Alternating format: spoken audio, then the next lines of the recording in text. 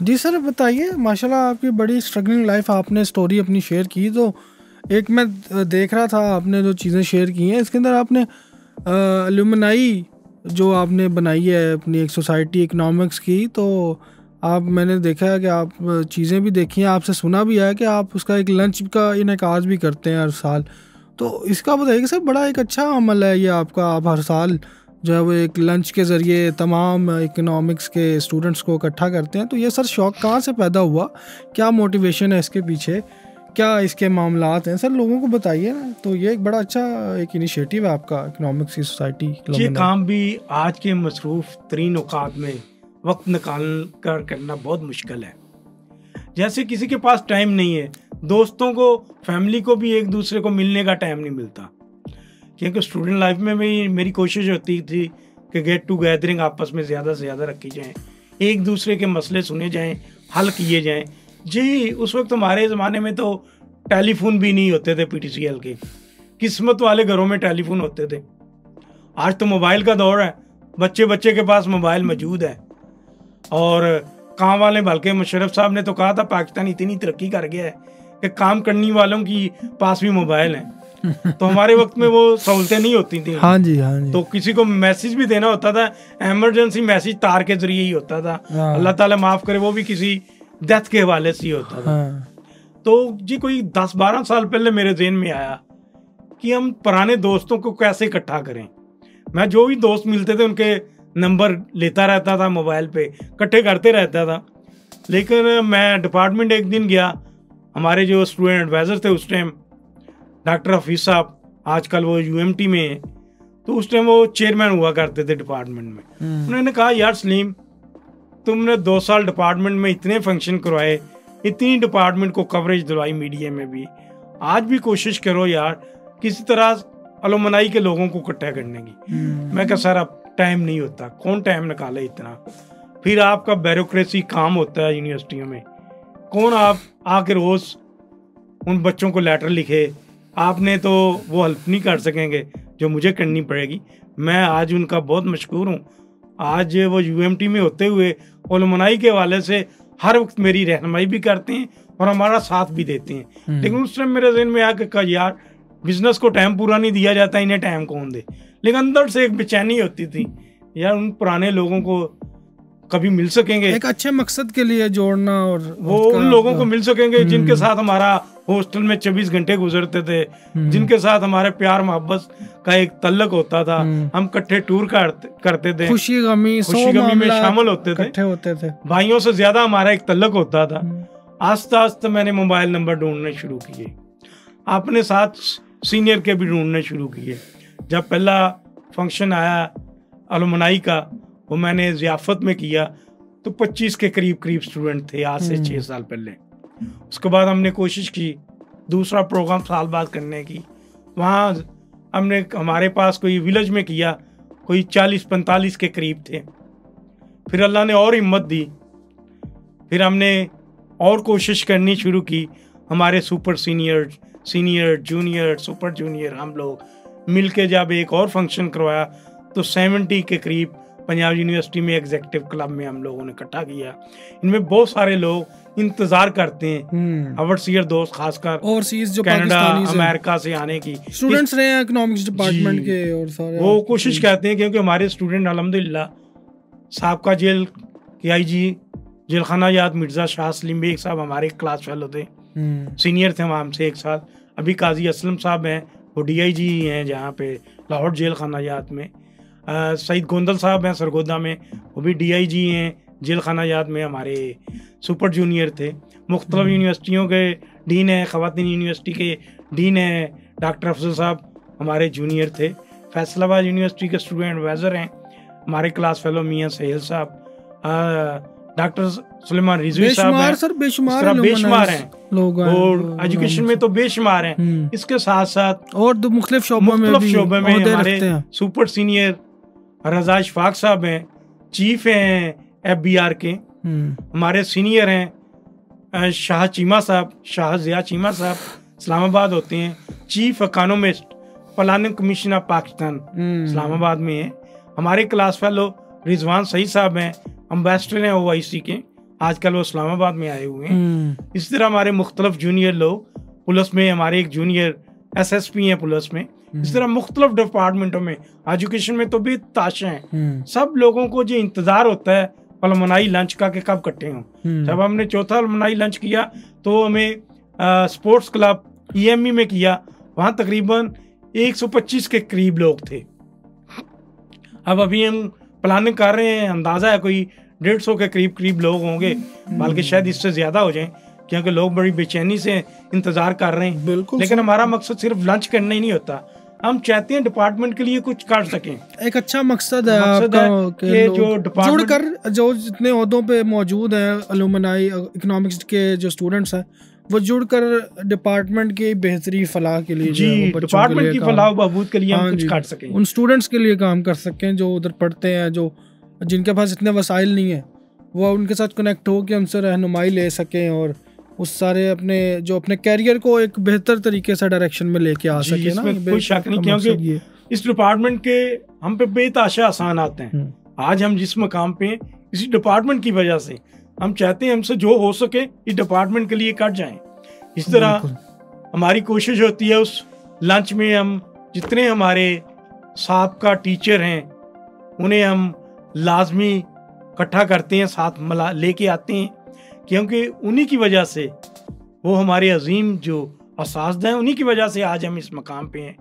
उन्होंने दिन रात लगा के हम पे मेहनत की और उनका प्यार मोहब्बत ही था कि आज हम उनकी मकाम पे हैं। हम उनका किसी भी हालत में ये आसान नहीं उतार सकते और उनके लिए हमारे दिल से बेताशा दुआएं निकलती हैं। मैं आपका इस हवाले से भी मशकूर हूँ। इंशाल्लाह ताला आपको भी दावत दूंगा, इंशाल्लाह सर, जरूर सर। असल मकसद हमारा यही होता है अलमनाई में कि दोस्तों को इकट्ठा भी किया जाए और नए जूनियर लोगों से और सीनियर का आपस में एक राब्ता होता है, क्योंकि हम एक फैमिली है, अलमनाई एक फैमिली है। बिल्कुल, ताकि हम एक दूसरे के दुख दर्द में भी शरीक हों और एक दूसरे के काम भी कर सकें और डिपार्टमेंट के लिए भी कुछ कर गुजरें। ऐसे कोरोना के अंदर जो है वो किस तरह से खिदमत ने सारा काम किया? आप तो इस सारे प्रोजेक्ट का हिस्सा रहे हैं कि अलखिदमत ने जिस तरह से रज़ाकारों के ज़रिए लोगों के घरों तक जो है वो हर चीज़ मुहैया की और राशन मुहैया किया और जो जो चीज़ लोगों को चाहिए होती है अपनी ज़िंदगी, बेसिक ज़िंदगी को जो है वो सफ़र करने के लिए, गुजारने के लिए, अलखिदमत ने कोशिश की कि हर वो चीज़ लोगों तक पहुंचाई जाए जो उनकी ज़रूरत है। तो आप तो सर इस सारे प्लान का, इस सारी इम्प्लीमेंटेशन का, इसकी एग्जीक्यूशन का हिस्सा रहे हैं, तो लोगों को बताइए कि किस तरह से अलखिदमत ने इसको हैंडल किया, इसको जो है वो एग्जीक्यूट किया। अल्हम्दुलिल्लाह, सबसे पहले तो अल्लाह का ही लाख लाख शुक्र अदा करना चाहिए जिसने अलखिदमत के लाखों रज़ाकारों के अंदर मौत का खौफ ख़त्म कर दिया। वो वक्त था जब पूरे माशरे पे मौत के खौफ छाया हुआ था। उस टाइम अलखिदमत के रज़ाकार बाहर निकले। उस टाइम इंडस्ट्री के बहुत सारे लोग भी बेरोज़गार हो रहे थे।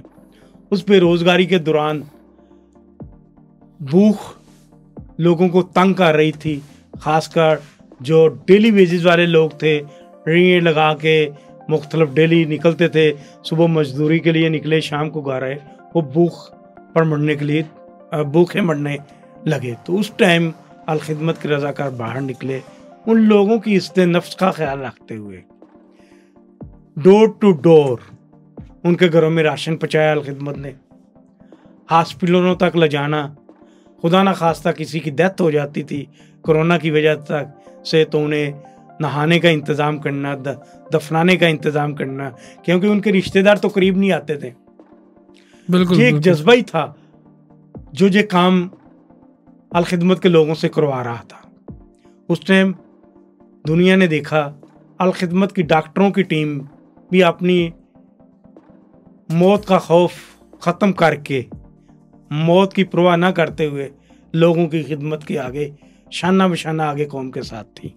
और रज़ाकार भी सर, रज़ाकार भी वो भी रज़ाकारों के तौर पे निकले हुए थे। डॉक्टर भी वो हॉस्पिटलों में बेखौफ होके अपनी ड्यूटियां सर अंजाम दे रहे थे। उस दौरान बहुत सारे वो शहीद भी हुए। सर 24 घंटे मैंने देखा लोगों ने, डॉक्टर्स ने अपनी ड्यूटीज की, और उस कॉस्ट्यूम के अंदर सर जो कॉस्ट्यूम होता था, जो वायरस से प्रोटेक्ट करता था, जिसे कहते थे कि हम वायरस प्रोटेक्शन कॉस्ट्यूम है, उसको पहनना सर। और गर्मी का ऐसा मौसम था, और जून जुलाई की बात है, मई जून जुलाई, तो बड़ा सर मुश्किल होता था डॉक्टर्स का उसके अंदर इतने इतने घंटे ड्यूटी करना, और कोविड के पेशेंट्स के साथ अपनी ज़िंदगी को दाव पे लगा के। और खिदमत की हेल्थ फाउंडेशन के डॉक्टर्स ने, खिदमत के डॉक्टर्स ने बड़ा सर काम सर अंजाम दिए जिम्मेदारी के साथ।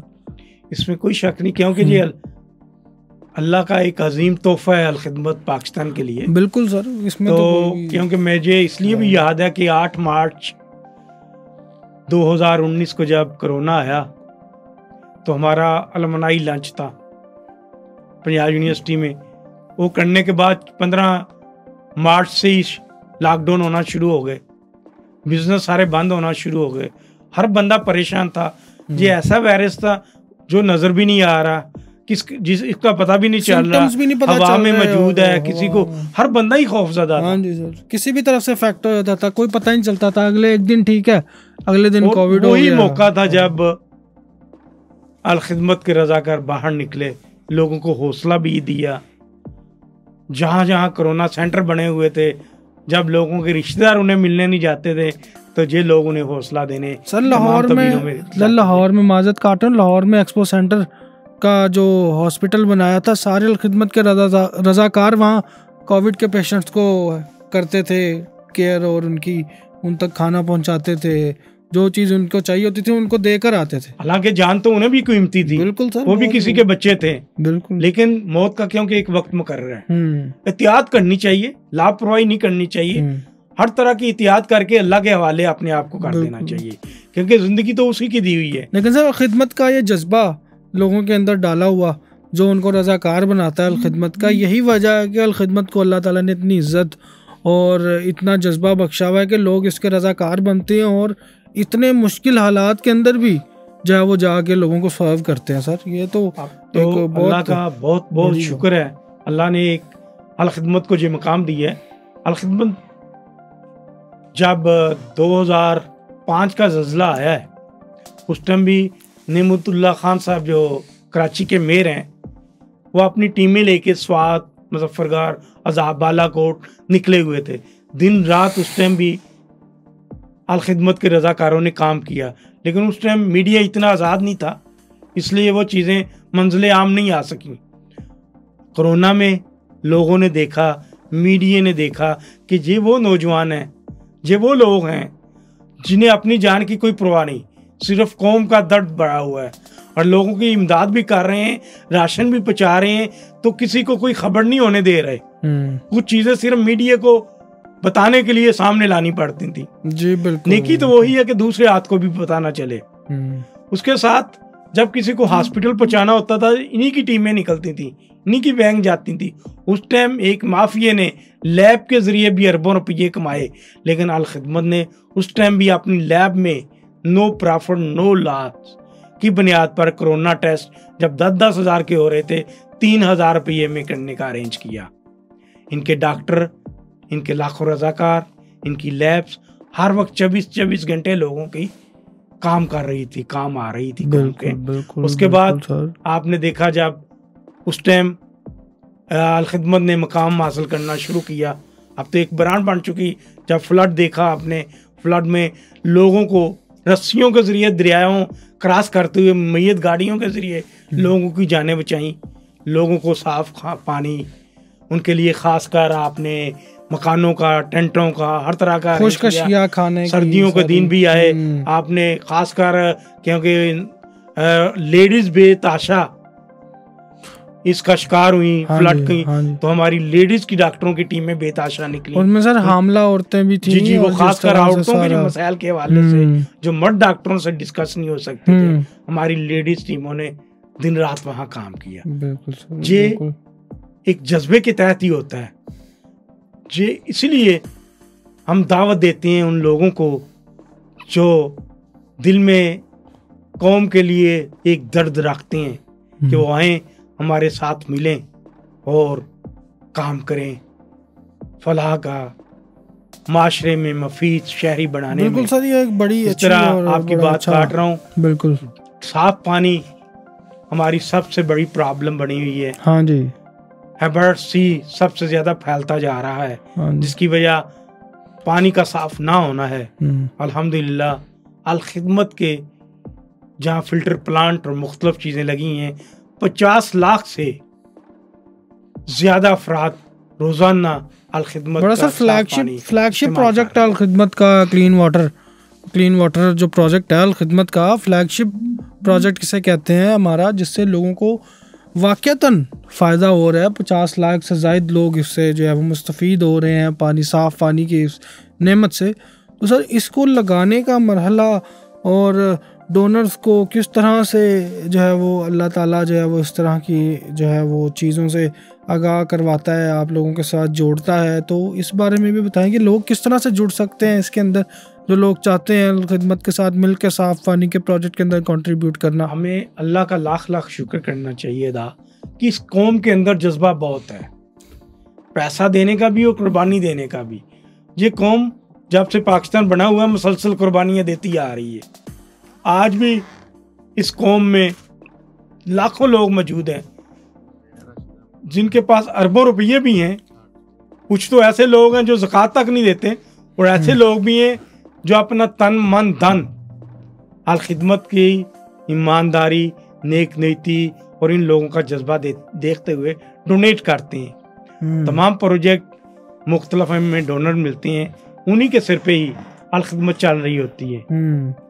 जब आप देखते हैं कि मुख्तलिफ प्रोजेक्ट इन्हीं डोनर के नाम पे ही चलाए जा रहे हैं। बिल्कुल सर, ये बड़ी अच्छी आपने बात कही कि डोनर्स का ये एतमाद और ये सारे मामलात बरकरार रखना एक बहुत खुशाइन बात है कि लोगों का ट्रस्ट है अल खिदमत फाउंडेशन के ऊपर, और वो समझते हैं कि ये हकदार तक जो है ना वो हक को पहुंचाते हैं, और इस तरह से ये मामलात को खुशनुदी अल्लाह की रज़ा के लिए जो है ना वो मुकम्मल करते हैं। तो सर ये बड़ा अच्छा लगा आपसे आज बात कर और इन सारे मामलात को एक और इशू जो आज के नौजवानों का सबसे ज्यादा अहम है, बिल्कुल सर, कि जदीद तरीन तालीम हासिल करने के बावजूद बच्चों को कोई हुनर नहीं आता। इसलिए हमने लाहौर में बनो काबिल के नाम से प्रोजेक्ट शुरू किया है। फ्लैगशिप प्रोजेक्ट बनो काबिल, लॉन्चिंग हो चुकी है। हाँ जी। पढ़े लिखे नौजवान, पढ़ी लिखी हमारी ख़वातीन बेटियां घर में बैठे बिठाए आने वाले वक्त में कमाई कर सकें, फाइनेंशियल स्टेबिलिटी आ जाएगी सारी माशरे में सर। हम उन्हें टेक्निकल कोई हुनर दे सकें। इसमें हमने आईटी का काम, फ्रीलांसिंग, ई मार्केटिंग, ग्राफिक डिजाइनिंग वगैरह के कोर्सेज बनाए हैं। हम कोशिश कर रहे हैं कि फिजिकली लाहौर में 50 से ज़्यादा सेंटर बनाएं, जहां बच्चों की क्लास 2-2 शिफ्टों में बच्चों की क्लासों को ट्रेनिंग दें, फिजिकली टीचर मौजूद हों और उनको हर चीज़ सीखने का बच्चों को मौका मिले, ताकि वो 6 माह के अंदर अंदर पाकिस्तान के मफीद शहरी बन सके। सर आखिरी सवाल, बड़ा टाइम सर आपके इस टाइम का आपने वक्त निकाला और सारी चीज़ों के बारे में लोगों को बताया कि खिदमत किस तरह से काम करी। सर कोई ऐसी बात लोगों तक पहुंचाना चाहते हो इस पॉडकास्ट और खिदमत के पॉडकास्ट के तवस्सुत से, जिससे उन लोगों की ज़िंदगियां बदल जाएं, नौजवान जो है वो लोगों को सर्व करने के लिए आगे बढ़ें और इस चीज़ को जो है वो अपनी ज़िंदगी का मकसद बनाएं और इसको अहम फरीज़ा जो है ना समझ के सर अंजाम दें। सर कोई ऐसी बात, कोई ऐसा मोटिवेशनल कोई चीज़ आप जो नौजवानों तक पहुंचाना चाहते हो कि खिदमत का हिस्सा बनकर वो लोगों को जो है वो सर्व कर सकते हैं, जिस भी ओहदे पर वो है वो लोगों तो फलाह पहुंचा सकते हो। इन नौजवानों से खासकर दरख्वास्त है, जब वो नेकी के कामों के लिए निकलेंगे तो अल्लाह ताला उनके बहुत सारे ऐसे मसाइल हल कर देगा जो उनके तस्वर में भी नहीं होगा।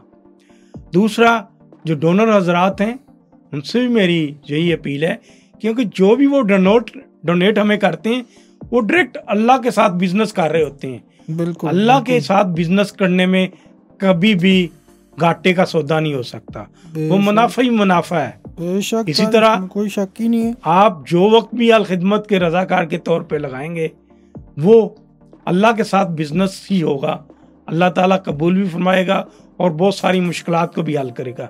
जब आप किसी ही दूसरे इंसान की खिदमत करते हैं तो जी अल्लाह को सबसे ज़्यादा पसंद है। अल्लाह ताला तो जहाँ तक हुक्म देता है कि अगर आप रोड पे जा रहे हैं, कोई पत्थर पड़ा हुआ है, तो अगर आप यही सोच के उसे साइड पे हटा देते हैं कि शायद इस पत्थर से किसी को नुकसान ना हो, तो अल्लाह को तो यही अदा बहुत ज़्यादा पसंद है। बिल्कुल बिल्कुल सर, बहुत आखिर में मैं आपका बहुत ज़्यादा मशकूर हूँ। सर आपका बहुत शुक्रिया, आपने टाइम दिया, अपने इस मसरूफियत के अमल से अपना जो है वो टाइम निकाला। आप अलखिदमत के अंदर बड़ी एक ज़िम्मेदारी सर अंजाम दे रहे हैं, और एक बहुत सर खुशाइन बात है कि अलखिदमत एक माशरे के अंदर अपना एक किरदार रखता है, और लोगों तक जो है वो सहूलियात पहुँचाने के अंदर किसी भी हाल में सर अल्लाह ताला ने आप लोगों को एक वसीला बनाया हुआ है कि लोगों तक जो है वो उनकी मुश्किलात के अंदर उनके काम आ सके। तो बहुत शुक्रिया sir, once again thank you for your time, और बड़ा अच्छा लगा आपसे गुफ्तगू करके सर। तो जी, तो नाज़रीन हमारे साथ आज मौजूद थे अलखिदमत फाउंडेशन के senior vice president Alkhidmat foundation के चौधरी मोहम्मद सलीम साहब।